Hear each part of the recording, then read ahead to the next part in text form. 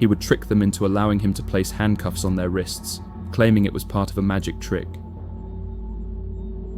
In The Man Who Killed Boys, Clifford L. Leyendecker examines Gacy's methods, asserting that despite his considerable size and physical presence, Gacy had a remarkable ability to appear utterly harmless.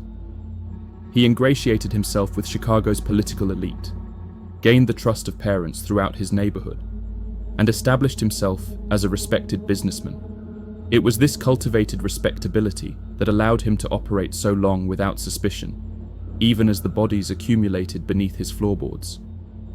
But what drove this man to commit such atrocities? Gacy himself would later offer various explanations, each more contradictory than the last. He claimed some victims had threatened him, others had offered sex for money, and still others had simply been in the wrong place at the wrong time. Yet running through all his explanations was a current of deep-seated rage, particularly toward young gay men, even as Gacy himself struggled with his own sexuality. The investigation that finally brought Gacy to justice began with that December disappearance of Robert Piest. Unlike some of Gacy's previous victims, many of whom were runaways or troubled youth whose disappearances drew little attention, Piest was a well-liked suburban teenager from a stable family. When police learned he had last been seen talking to Gacy about a job, they began to take a closer look at the successful businessman's background.